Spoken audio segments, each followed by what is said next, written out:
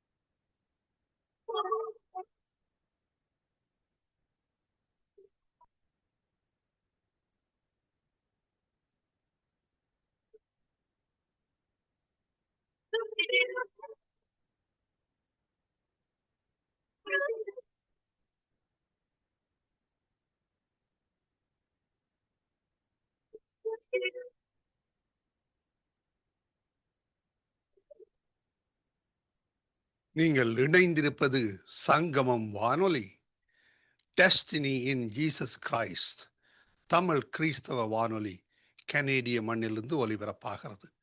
Mark 16:15, மத்தேயு 24:14 வசனத்தின்படி இயேசு சீசர்களை நோக்கி, நீங்கள் உலகெங்கும் போய் சர்வ சிருஷ்டிக்கும் சுவிசேஷத்தை பிரசங்கியுங்கள். ராஜ்யத்தினுடைய இந்த சுவிசேஷம் பூலோகம் எங்குமுள்ள சகல யாதிகளுக்கும் சாட்சியாக பிரசங்கப்படும். அப்பொழுது முடிவு வரும் என்ற வசனத்தின்படி ஆத்துமாக்களை பரலோகத்தில் சங்கமிக்கும் வானொலி சங்கமம், சங்கமம், சங்கமம்.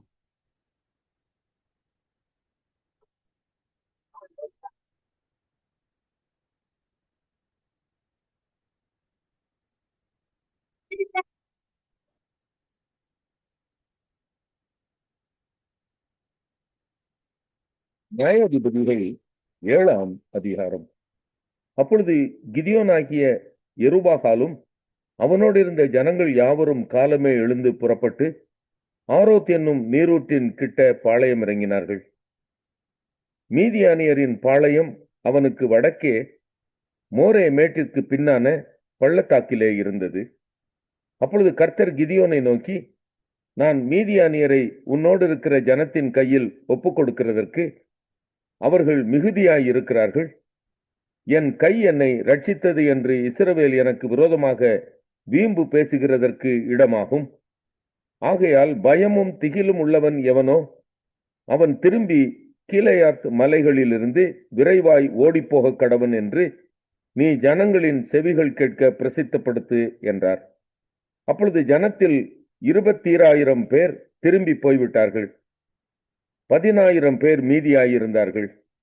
கர்த்தர் கிதியோனை நோக்கி, ஜனங்கள் இன்னும் அதிகம், அவர்களை தண்ணீர் அண்டைக்கு இறங்கி போக பண்ணு, அங்கே அவர்களை பரீட்சித்து காட்டுவேன்.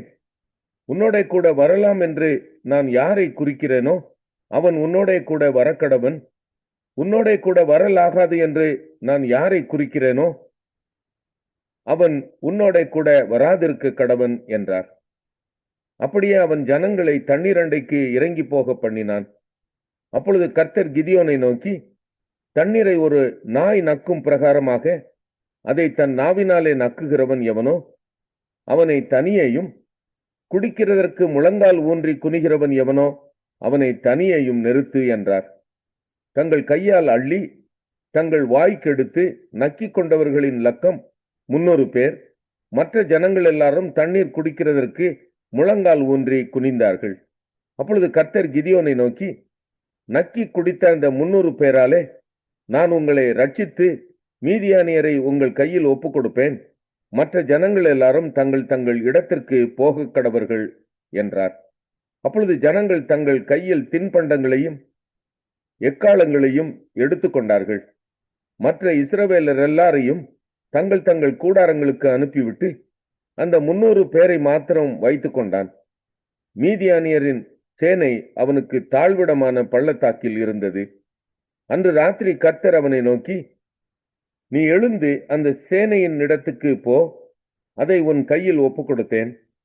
போக பயப்பட்டாயானால் முதல் நீயும் உன் வேலைக்காரனாகிய பூராவும் சேனையிடத்துக்கு போய் அங்கே என்ன பேசுகிறார்கள் என்று கேள். பின்பு சேனை இடத்துக்கு போக உன் கைகள் திடப்படும் என்றார். அப்படியே அவனும் அவன் வேலைக்காரனாகிய பூராமும் சேனையின் முன்னணியிலே ஜாமம் காக்கிறவர்களின் இடமட்டும் போனார்கள். மீதியானியரும் அமலேக்கியரும் சகல கிழக்கத்தி புத்திரரும் வெட்டுக்கிளிகளைப் போல திரளாய் பள்ளத்தாக்கிலே படுத்து கிடந்தார்கள். அவர்களுடைய ஒட்டகங்களுக்கும் கணக்கில்லை. கடற்கரை மணலைப் போல திரளாயிருந்தது. கிதியோன் வந்தபோது ஒருவன் மற்றொருவனுக்கு ஒரு சொப்பனத்தை சொன்னான். அதாவது, இதோ ஒரு சொப்பனத்தை கண்டேன். சுட்டிருந்த ஒரு வாற்கோதுமை அப்பம் மீதியானியரின் பாளையத்துக்கு உருண்டு வந்தது. அது கூடாரம் மட்டும் வந்தபோது அது விழத்தள்ளி கவிழ்த்து போட்டது. கூடாரம் விழுந்து கிடந்தது என்றான். அப்பொழுது மற்றவன், இது யோவாசின் குமாரனாகிய கிதியோன் என்னும் இஸ்ரவேலனுடைய பட்டயமே அல்லாமல் வேறல்ல. தேவன் மீதியானியரையும் இந்த சேனை அனைத்தையும் அவன் கையிலே ஒப்புக் கொடுத்தார் என்றான்.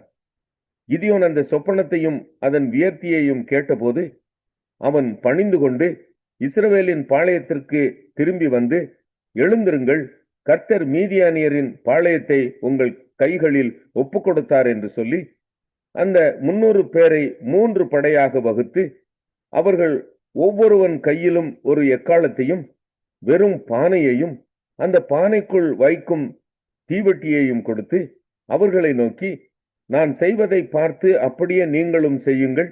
இதோ நான் பாளையத்தின் முன்னணியில் வந்திருக்கும் போது நான் எப்படி செய்கிறேனோ அப்படியே நீங்களும் செய்ய வேண்டும். நானும் என்னோட இருக்கும் சகலமான பேரும் எக்காலம் ஊதும்போது நீங்களும் பாளையத்தை சுற்றி எங்கும் எக்காலங்களை ஊதி கர்த்தருடைய பட்டயம் கிதியோனுடைய பட்டயம் என்பீர்களாக என்று சொன்னான். நடு ஜாமத்தின் துவக்கத்தில் ஜாமக்காரரை மாற்றி வைத்த பின்பு கிதியோனும் அவனோடு இருந்த 100 பேரும் அந்த ஜாமத்தின் துவக்கத்திலே பாளையத்தின் முன்னணியில் வந்து எக்காலங்களை ஊதி தங்கள் கையில் இருந்த பானைகளை உடைத்தார்கள். 3 படைகளின் மனுஷரும் எக்காலங்களை ஊதி பானைகளை உடைத்து தீவட்டிகளை தங்கள் இடது கைகளிலும் ஊதும் எக்காலங்களை தங்கள் வலது கைகளிலும் பிடித்து கொண்டு கர்த்தருடைய பட்டயம் கிதியோனுடைய பட்டயம் என்று சத்தமிட்டு பாளையத்தை சுற்றிலும் அவரவர் தங்கள் நிலையிலே நின்றார்கள். அப்பொழுது பாளையத்தில் இருந்தவர்கள் எல்லாரும் சிதறி கூக்குரலிட்டு ஓடி போனார்கள். 300 பேரும் எக்காலங்களை ஊதுகையில் கர்த்தர் பாளையமெங்கும் ஒருவர் பட்டயத்தை ஒருவருக்கு விரோதமாய் ஓங்க பண்ணினார். சேனையானது சேரோத்தில் உள்ள பெத்சித்தா மட்டும் தாபோத்திற்கு சமீபமான ஆபேல் மெகோலாவின் எல்லை மட்டும் ஓடி போயிற்று. அப்பொழுது நப்தலி மனுஷரும் ஆசேர் மனுஷரும் மனாசேயின் சகல மனுஷருமாகிய இஸ்ரவேலர் கூடி வந்து மீதியானியரை பின்தொடர்ந்து போனார்கள். கிதியோன் எப்ராயிம் மலைகள் எங்கும் ஆட்களை அனுப்பி மீதியானியருக்கு விரோதமாய் இறங்கி பெத்தாபரா இருக்கும் யோர்தான் மட்டும் வந்து அவர்களுக்கு முந்தி துறைகளை கட்டிக்கொள்ளுங்கள் என்று சொல்லச் சொன்னான். அப்படியே எப்ராயின் மனுஷர் எல்லாரும் கூடி பெத்தாபரா இருக்கும் யோர்தான் மட்டும் வந்து துறைகளை கட்டிக்கொண்டு மீதியானியரின் 2 அதிபதிகளாகிய ஓரேபையும் சேபையும் பிடித்து ஓரேபை ஓரேப் எனப்பட்ட கண்மலையிலும் சேபை சேப் எனப்பட்ட ஆலையிலும் கொன்று போட்டு மீதியானியரை துரத்தி ஓரேப் சேப் என்பவர்களின் தலைகளை யோர்தானுக்கு இக்கரையில் இருந்த கிதியோனிடம். நியாயாதிபதிகள் 8ஆம் அதிகாரம். அப்பொழுது எப்பிராயிம் மனுஷர் அவனை நோக்கி, நீ மீதியானியர் மேல் யுத்தம் பண்ண போகிற போது எங்களை அழைப்பிக்கவில்லையே, இப்படி நீ எங்களுக்கு செய்தது என்ன என்று அவனுடைய பலத்த வாக்குவாதம் பண்ணினார்கள். அதற்கு அவன், நீங்கள் செய்ததற்கு நான் செய்தது எம்மாத்திரம்? அபியேஸ்ரியரின் திராட்சப்பழத்தின் முழு அறுப்பை பார்க்கிலும் எப்ராஹிமரின் மீதியான அறுப்பு அதிகம் அல்லவா? தேவன் உங்கள் கையிலே மீதியானியரின் அதிபதிகளாகிய ஓரேபையும் சேபையும் ஒப்பு கொடுத்தாரே, நீங்கள் செய்ததிலும் நான் செய்யக்கூடியது எம்மாத்திரம் என்றான். இந்த வார்த்தையை அவன் சொன்னபோது அவன் மேலிருந்த அவர்களுடைய கோபம் ஆறிற்று. கிதியோன் யோர்தானுக்கு வந்தபோது அவனும் அவனோடு இருந்த 300 பேரும் அதை கடந்து போய் விடாய்த்திருந்தும் சத்ருவை பின்தொடர்ந்தார்கள். அவன் சுக்கோத்தின் மனுஷரை நோக்கி, என்னோடு இருக்கிற ஜனத்திற்கு சில அப்பங்களை கொடுங்கள், அவர்கள் விடாய்த்திருக்கிறார்கள். நான் மீதியானியரின் ராஜாக்களாகிய சேபாவையும் சல்முனாவையும் பின்தொடர்கிறேன் என்றான். அதற்கு சுக்கோத்தின் பிரபுக்கள், உன் சேனைக்கு நாங்கள் அப்பம் கொடுக்கிறதற்கு சேபா சல்முனா என்பவர்களின் கை உன் வசமாயிற்றோ என்றார்கள். அப்பொழுது கிதியோன் அவர்களை நோக்கி, கர்த்தர் சேபாவையும் சல்முனாவையும் என் கையில் ஒப்புக் கொடுக்கும் போது உங்கள் மாம்சத்தை வனாந்தரத்தின் முள்ளுகளாலும் நெரிஞ்சில்களாலும் கிழித்து விடுவேன் என்று சொல்லி அவ்விடம் விட்டு பெனுவேலுக்கு போய் அவ்வூராரிடத்தில் அந்தபடியே கேட்டான். சுக்கோத்தின் மனுஷர் பிரதியுத்தரமாக சொன்னபடியே பெனுவேலின் மனுஷரும் அவனுக்கு சொன்னார்கள். அப்பொழுது அவன் பெனுவேலின் மனுஷரை பார்த்து, நான் சமாதானத்தோட திரும்பி வரும்போது இந்த கோபுரத்தை இடித்து போடுவேன் என்றான். சேபாவும் சல்முனாவும் அவர்களோட கூட அவர்களுடைய சேனைகளும் ஏறக்குறைய 10,000 பேர் கர்கோரில் இருந்தார்கள். பட்டயம் உருவத்தக்க 120,000 பேர் விழுந்தபடியால் கிழக்கத்தியாரின் சகல சேனையிலும் இவர்கள் மாத்திரம் மீந்திருந்தார்கள். கிதியோன் கூடாரங்களிலே குடியிருக்கிறவர்கள் வழியாய் நோபாகுக்கும் யொகிபேயாவுக்கும் கிழக்கே போய் அந்த சேனை பயமில்லை என்றிருந்த போது அதை முறிய அடித்தான். சேபாவும் சல்முனாவும் ஓடிப்போனார்கள். அவனோ அவர்களை தொடர்ந்து சேபா சல்முனா என்னும் மீதியானியரின் 2 ராஜாக்களையும் பிடித்து சேனை முழுவதையும் கலங்கடித்தான். யோவாசின் குமாரனாகிய கிதியோன் யுத்தம் பண்ணி சூரியன் உதிக்கும் முன்னே திரும்பி வந்தபோது சுக்கோத்தின் மனுஷரில் ஒரு வாலிபனை பிடித்து அவனிடத்தில் விசாரித்தான். அவன் சுக்கோத்தின் பிரபுக்களும் அதன் மூப்பருமாகிய 77 மனுஷரின் பேரை அவனுக்கு எழுதி கொடுத்தான்.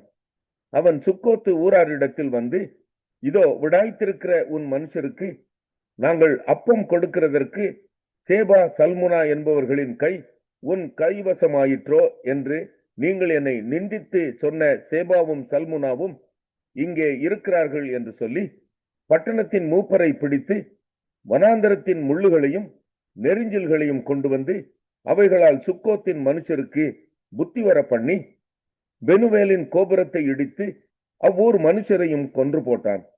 பின்பு அவன் சேபாவையும் சல்முனாவையும் நோக்கி, நீங்கள் தாபோரிலே கொன்று போட்ட அந்த மனுஷர் எப்படிப்பட்டவர்கள் என்று கேட்டான். அதற்கு அவர்கள், நீர் எப்படிப்பட்டவரோ அவர்களும் அப்படிப்பட்டவர்களே, ஒவ்வொருவனும் பார்வைக்கு ராஜகுமாரனை போலிருந்தான் என்றார்கள். அப்பொழுது அவன், அவர்கள் என் சகோதரரும் என் தாயின் பிள்ளைகளுமாயிருந்தார்கள், அவர்களை உயிரோடே வைத்திருந்தீர்களானால் உங்களை கொல்லாதிருப்பேன் என்று கர்த்தரின் ஜீவனை கொண்டு சொல்லுகிறேன் என்று சொல்லி தன் மூத்த குமாரனாகிய எத்தேரை நோக்கி, நீ எழுந்து இவர்களை வெட்டி போடு என்றான். அந்த வாலிபன் இளைஞனானபடியால் பயந்து தன் பட்டயத்தை உருவாதிருந்தான். அப்பொழுது சேபாவும் சல்முனாவும், நீரே எழுந்து எங்கள் மேல் விழும், மனுஷன் எப்படியோ அப்படியே அவன் பலனும் இருக்கும் என்றார்கள். கிதியோன் எழுந்து சேபாவையும் சல்முனாவையும் கொன்று போட்டு அவர்கள் ஒட்டகங்களின் கழுத்துகளில் இருந்த சாந்து காரைகளை எடுத்துக்கொண்டான். அப்பொழுது இஸ்ரவேல் மனுஷர் கிதியோனை நோக்கி, நீர் எங்களை மீதியானியர் கைக்கு நீங்களாக்கி விட்டபடியினால் நீரும் உம்முடைய குமாரனும் உம்முடைய குமாரனின் குமாரனும் எங்களை ஆளக்கடவீர்கள் என்றார்கள். அதற்கு கிதியோன், நான் உங்களை ஆளமாட்டேன், என் குமாரனும் உங்களை ஆளமாட்டான், கர்த்தரே உங்களை ஆளுவாராக என்றான். பின்பு கிதியோன் அவர்களை நோக்கி, உங்களிடத்தில் ஒரு காரியத்தை கேட்கிறேன், நீங்கள் அவரவர் கொள்ளையிட்ட கடுக்கன்களை என்னிடத்தில் கொண்டு வாருங்கள் என்றான். அவர்கள் இஸ்மவேலராய் இருந்தபடியினால் அவர்களிடத்திலே பொன் கடுக்கன்கள் இருந்தது. இஸ்ரவேலர் சந்தோஷமாய் கொடுப்போம் என்று சொல்லி ஒரு வஸ்திரத்தை விரித்து அவரவர் கொள்ளையிட்ட கடுக்கன்களை அதிலே போட்டார்கள். பிறை திந்தாக்குகளும் ஆரங்களும் மீதியானியரின் ராஜாக்கள் போர்த்து கொண்டிருந்த இரத்தாம்பரங்களும் அவர்களுடைய ஒட்டகங்களின் கழுத்துகளில் இருந்த சரப்பணிகளும் அல்லாமல் அவன் கேட்டு வாங்கின பொன் கடுக்கன்களின் நிறை 1700 பொன் சேக்கலின் நிறையாயிருந்தது. அதனால் கிதியோன் ஒரு ஏபோத்தை உண்டாக்கி அதை தன் ஊரான ஒப்ராவிலே வைத்தான்.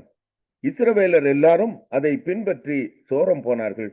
அது கிதியோனுக்கும் அவன் வீட்டாருக்கும் கண்ணியாயிற்று. இந்த பிரகாரம் மீதியானியர் திரும்ப தலையெடுக்க கூடாதபடிக்கு இஸ்ரவேல் புத்திரருக்கு முன்பாக தாழ்த்தப்பட்டார்கள். தேசமானது கிதியோனின் நாட்களில் 40 வருஷம் அமைதலாயிருந்தது. யோவாசின் குமாரனாகிய யெருபாகால் போய் தன் வீட்டிலே வாசமாயிருந்தான். கிதியோனுக்கு அநேகம் ஸ்திரீகள் இருந்தார்கள். அவனுடைய கற்ப பிறப்பான குமாரர் 70 பேர். சீகேமில் இருந்த அவனுடைய மறுமனையாட்டியும் அவனுக்கு ஒரு குமாரனை பெற்றாள். அவனுக்கு அபிமெலேக்கு என்று பெயரிட்டான். பின்பு யோவாசின் குமாரனாகிய கிதியோன் நல்ல விருத்தாப்பியத்திலே மரித்து ஒப்ராவிலே தன் தகப்பனாகிய யோவாஸ் என்னும் அபியேசிரியனுடைய கல்லறையில் அடக்கம் பண்ணப்பட்டான். கிதியோன் மரித்த பின் இஸ்ரவேல் புத்திரரும் திரும்பவும் பாகால்களை பின்பற்றி சோரம் போய் பாகால் பேரித்தை தங்களுக்கு தேவனாக வைத்துக் கொண்டார்கள். இஸ்ரவேல் புத்திரர் தங்களை சுற்றிலும் இருந்த தங்கள் எல்லா சத்துருக்களின் கையினின்றும் தங்களை ரட்சித்த தங்கள் தேவனாகிய கர்த்தரை நினையாமலும் கிதியோன் என்னும் யெருபாகால் இஸ்ரவேலுக்கு செய்த சகல நன்மைக்கு தக்க தயவை அவன் வீட்டார். ஏசாயா 34 அதிகாரம். ஜாதிகளே கேட்கிறதற்கு கிட்டி வாருங்கள், ஜனங்களே கவனியுங்கள். பூமியும் அதன் நிறைவும் பூச்சக்கரமும் அதில் உற்பத்தியான யாவும் கேட்க கடவது. சகல ஜாதிகளின் மேலும் கர்த்தருடைய கடுங்கோபம் அவைகளுடைய சகல சேனைகளின் மேலும் அவருடைய உக்கிரமும் மூழுகிறது. அவர்களை சங்காரத்துக்கு நியமித்து கொலைக்கு ஒப்பு கொடுக்கிறார். அவர்களிலே கொலை செய்யப்பட்டவர்கள் வெளியே எரியுண்டு கிடப்பார்கள். அவர்களுடைய பிரேதங்கள் நாற்றம் எடுக்கும். அவர்களுடைய இரத்தத்தினாலே மலைகளும் கரைந்து போம்.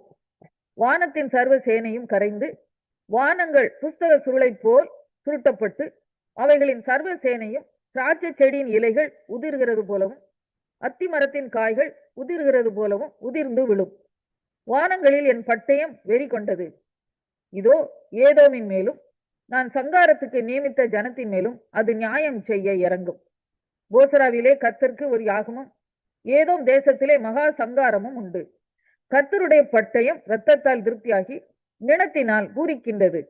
ஆட்டுக்குட்டிகள் கடாக்களுடைய இரத்தத்தினாலும் ஆட்டுக்கடாக்களுடைய குண்டிக்காய்களின் கொழுப்பினாலும் திருப்தியாகும். அவைகளோட காண்டாமிருகங்களும் ரிஷபங்களோட காளைகளும் வந்து மடியும். அவர்கள் தேசம் இரத்த வெறி கொண்டு அவர்கள் மண் நிலத்தினால் கொழுத்து போம். அது கர்த்தர் பழிவாங்கும் நாள். சீயோனுடைய வழக்கின் நிமித்தம் பதிலளிக்கும் வருஷம். அதன் ஆறுகள் பிசினாகவும் அதன் மண் கந்தகமாகவும் மாறி அதன் நிலம் எரிகிற கீழாய்ப்போம். இரவும் பகலும் அது அவியாது. அதன் புகை எந்தெந்தைக்கும் எழும்பும். தலைமுறை தலைமுறையாக அது பாழாய் இருக்கும். சதா காலமாக அதை ஒருவரும் கடந்து போவதில்லை. நாரையும் முள்ளம்பன்றியும் அதை சுதந்தரிக்கும். ஆந்தையும் காக்கையும் அதிலே குடியிருக்கும். அதன் மேல் வெட்ட வெளியின் நூலையும் வெறுமையின் தூக்கையும் பிடிப்பார். ராஜபாரம் பண்ண அதன் மேல் மக்களை அழைத்தால் அங்கே அவர்களில் ஒருவரும் இரார்கள். அதன் பிரபுக்கள் அனைவரும் இல்லாமற் போவார்கள். அதன் அரமனைகளில் முட்செடிகளும் அதன் கோட்டைகளில் காஞ்சொரிகளும் முட்பூண்டுகளும் முளைக்கும். அது வலு சர்ப்பங்களின் தாபரமும் கோட்டான்களின் மாளிகையுமாய் இருக்கும். அங்கே காட்டு மிருகங்களும் ஓரிகளும் ஒன்றையொன்று சந்தித்து காட்டாட்டை காட்டாடு கூப்பிடும்.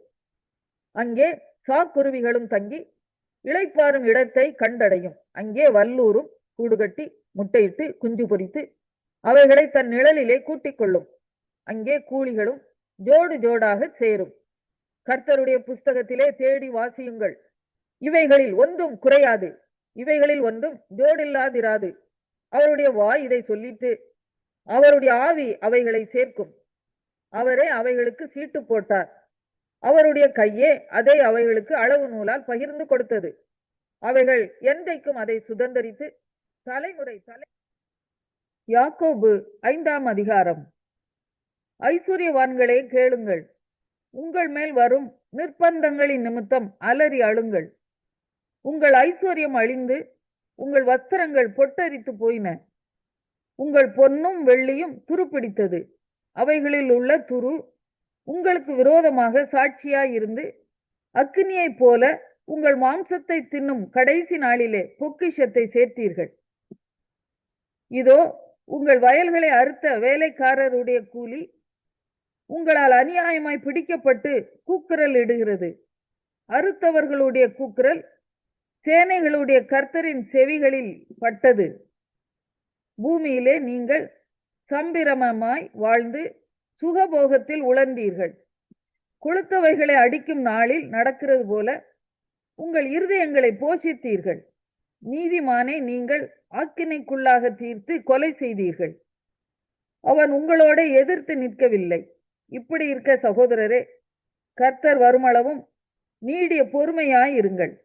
இதோ பயிரிடுகிறவன் பூமியின் நற்பலனை அடைய வேண்டும் என்று முன்மாறியும் பின்மாறியும் வருமளவும் நீடிய பொறுமையோட காத்திருக்கிறான். நீங்களும் நீடிய பொறுமையோடு இருந்து உங்கள் இருதயங்களை ஸ்திரப்படுத்துங்கள். கர்த்தரின் வருகை சமீபமாய் இருக்கிறதே. சகோதரரே, நீங்கள் நியாயம் தீர்க்கப்படாதபடிக்கு ஒருவருக்கொருவர் விரோதமாய் முறையிடாதிருங்கள். இதோ நியாயாதிபதி வாசப்படியில் நிற்கிறார். என் சகோதரரே, கர்த்தருடைய நாமத்தினாலே பேசின தீர்க்கதரிசிகளை துன்பப்படுதலுக்கும் நீடிய பொறுமைக்கும் திருஷ்டாந்தமாக வைத்துக் கொள்ளுங்கள். இதோ பொறுமையாய் இருக்கிறவர்களை பாக்கியவான்கள் என்கிறோமே. யோபின் பொறுமையை குறித்து கேள்விப்பட்டு இருக்கிறீர்கள். கர்த்தருடைய செயலின் முடிவையும் கண்டிருக்கிறீர்கள். கர்த்தர் மிகுந்த உருக்கமும் இரக்கமும் உள்ளவராய் இருக்கிறாரே. விசேஷமாய் என் சகோதரரே, வானத்தின் பேரிலாவது பூமியின் பேரிலாவது வேறெந்த ஆணையினாலாவது சத்தியம் பண்ணாதிருங்கள். நீங்கள் ஆக்கினைக்குள்ளாக தீர்க்கப்படாதபடிக்கு உள்ளதை உள்ளதென்றும் இல்லதை இல்லதென்றும் சொல்ல கடவீர்கள். உங்களில் ஒருவன் துன்பப்பட்டால் ஜெபம் பண்ண கடவன். ஒருவன் மகிழ்ச்சியாய் இருந்தால் சங்கீதம் பாட கடவன். உங்களில் ஒருவன் வியாதிப்பட்டால் அவன் சபையின் மூப்பர்களை வரவழைப்பானாக. அவர்கள் கர்த்தருடைய நாமத்தினாலே அவனுக்கு எண்ணெய் பூசி அவனுக்காக ஜெபம் பண்ண கடவர்கள். அப்பொழுது விசுவாசமுள்ள ஜெபம் பிணியாளியை ரட்சிக்கும். கர்த்தர் அவனை எழுப்புவார். அவன் பாவம் செய்தவனானால் அது அவனுக்கு மன்னிக்கப்படும். நீங்கள் சொஸ்தமடையும்படிக்கு உங்கள் குற்றங்களை ஒருவருக்கொருவர் அறிக்கையிட்டு ஒருவருக்காக ஒருவர் ஜெபம் பண்ணுங்கள். நீதிமான் செய்யும் ஊக்கமான வேண்டுதல் மிகவும் பலனுள்ளதாய் இருக்கிறது. எலியா என்பவன் நம்மை போல பாடுள்ள மனுஷனாய் இருந்தும் மழை பெய்யாத படிக்கு கருத்தாய் ஜெபம் பண்ணினான். அப்பொழுது 3 வருஷமும் 6 மாதமும் பூமியின் மேல் மழை பெய்யவில்லை. மறுபடியும் ஜெபம் பண்ணினான். அப்பொழுது வானம் மழையை பொழிந்தது, பூமி தன் பலனை தந்தது. சகோதரரே, உங்களில் ஒருவன் சத்தியத்தை விட்டு விலகி மோசம் போகும் போது மற்றொருவன் அவனை திருப்பினால், தப்பிப்போன மார்க்கத்தில் நின்று பாவியை திருப்புகிறவன் ஒரு ஆத்துமாவை மரணத்தில் நின்று ரட்சித்து திரளான பாவங்களை மூடுவான் என்று